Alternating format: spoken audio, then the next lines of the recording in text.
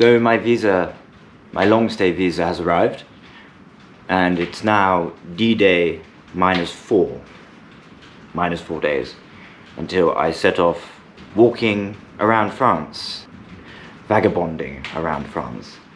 So I'm very, you might say, nervous, because I don't know if I've got all my crap together. But this is what this video is about, really, because with 4 days to go, it's best to go over all your equipment, see how it packs together, because it's been quite a while since I've done something like this, so I need to be on top of everything before I go. And arraying everything out, it's quite daunting to think of how many different pieces there are to fit together. And of course, because I'm going, I also, I want to paint, I want to write, I want to make videos. There's extra equipment which adds to the load, and so I think it's going to be quite a heavy bag to start off with. But I'm not particularly worried about that. After time, one falls into the groove of doing an adventure like this, and the weight will become less as I go on, and I will cut things off, as I go. So this video is about the equipment, the accoutrement of my bag. I was thinking I should really have a name for my rucksack, which I've restored. And if you want to see the videos of me restoring this rucksack, I've been restoring it for 2 years. For this very journey, it's an external frame knapsack. I'll show you it later.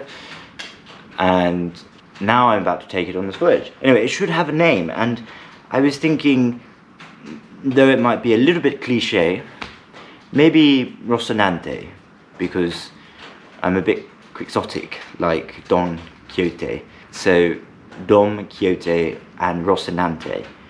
I don't know if I'm going to stick with that, but I'm going to give it a go for a bit. Maybe I'll find a better name. And also, I have my grandfather's walking stick, and like a knight errant, I should probably have a name for my sword, my certain Excalibur. So I'll be thinking about that. I have a few ideas, but I'll show it. We'll find out another time what I will call this stick. Right, I have done inventory. So let's go through the equipment. I won't touch on every little detail, but I will generally show you the basic items. Obviously, first, there is Rocinante at the moment, my external frame rucksack. It has compartments in the back, it has 3 pouches in the front. I plan to put the water bag in this pouch here. But this is going to be my home. My noble steed is going to bear me, or I'm going to bear it.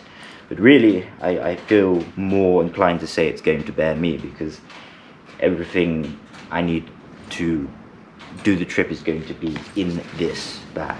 Obviously, there is my sleeping bag with the cover I made the other day. This is going to be on the outside of the bag.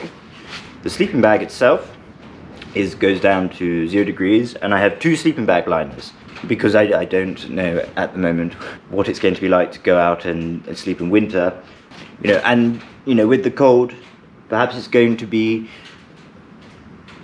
a bit chilly. That's okay, because I have a few extra layers of clothes I can put on. But also, I have a survival bag just in case. I might end up throwing this away or sending it back home at some point, because I don't know if I'm going to need it with all the equipment I have. Moving on, this is the basher. The basher is not a tent, it is a rectangular waterproof tarpaulin, you might say. This also doubles up as a poncho, so it's got a hat, so if it's really downpouring I can roll it out and just throw it over myself as I'm walking and be completely dry. But I'm going to be sleeping under this, out in the elements. And with that is the bivouac. Now this is a lightweight waterproof bivouac that will go on the floor, and the sleeping bag will go inside this. And this I used on trips I've done before, especially when I walked across France when I was 21 years old. And in Spain, and other trips in France not so long. And you know, I have various items like this that are following me on with my journeys. To go with that, I have this roll mat cut in half because I realized this also was with me in France 5-6 years ago, and I realized it was so cumbersome to have this big roll mat that I cut it in half so I could fold it and just stuff it in my bag. And because the body doesn't need a whole roll mat, it just needs a section really for the back where the most amount of heat is lost into the ground. And so this is going on another journey with me. So these are going to be my boots. Boots are very important. You know, they say an army walks on its stomach, but the second most important thing is the shoes they wear, the soldiers wear. These are Barkers. I've invested in these. They're very nice. They're, as you can see, the tongue is just continuous with the boot, so it's waterproof. These also need a name. I probably need to give a name to lefty and righty. I might give them political names. You know, maybe I call the left foot Robespierre and the right foot Mirabeau, or Louis the 16th. Right foot would be Louis, and left foot would be Marat. Marat, yes, Marat, the great revolutionary who was murdered in his bathtub. Louis and Marat. Good. Or Marat, I don't know how you pronounce it. Now, I know I'm a bit old-fashioned, but I think I've really outdone myself now. I have with me a pair of puttees. I'm not going to use gaiters, which are the sort of modern version of these. These puttees, the British discovered them. I mean, they've been around, the Romans used to wear them and whatnot, but the British really adopted them when they were in India, and all the Indians out there walking out in the bush would wear these primarily to protect themselves from snake bites and whatnot. And if you probably recognize these because in the First World War, people wrapped these around their legs as sort of gaiters in the trenches.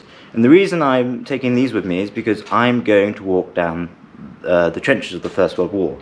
So I thought it'd be very fitting, if not a little bit inconvenient for me, but nonetheless it would be fitting to wear puttees whilst walking down the trenches from, you know, Passchendaele to Verdun. So a little bit of sentimentality there. I have a compass. This is a special compass. It was bought for me by a friend, a very close friend of mine. They didn't actually tell me that they bought it for me because one day it just arrived in the post, and very beautiful, very small, but that's quite sufficient. You know, looking at it, I'm very much reminded of, what's that film? Oh yeah, Forrest Gump, yes. I won't be doing any of that stuff if you know the reference. Next thing, I got a trowel, very important.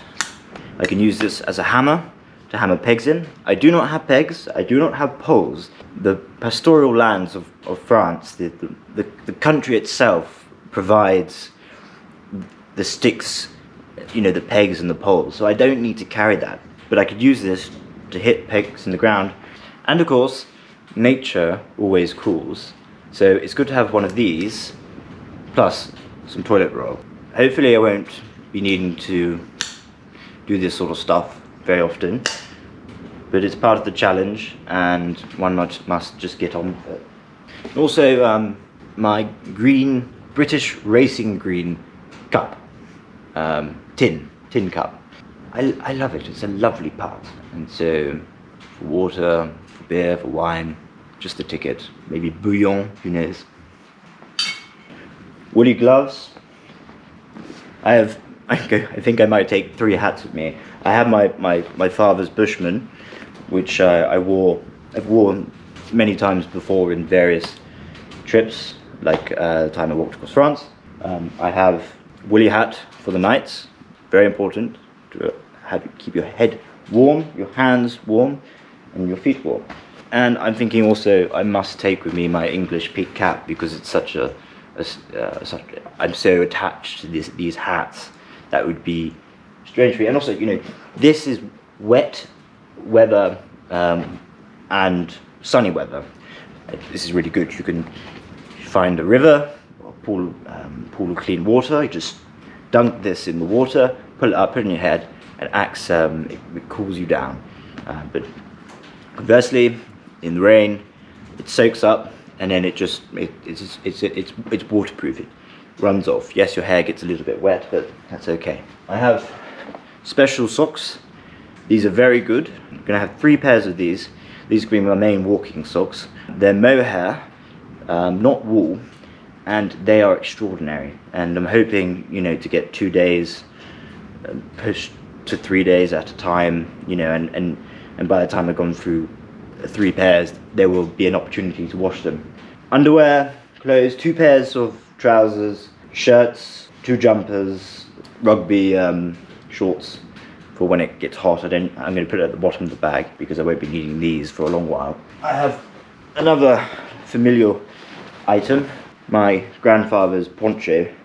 Now, this is an object which I probably don't need to take with me, but it has sentimental value, and I do believe my grandfather used to wear this in France, and he used to paint in it and whatnot. So I'm going to take this with me, and I'm also thinking it's going to double up as a if I fold it inside out, if I ever need a towel, I'll just use this as a towel. Waterproof jacket, also a poncho.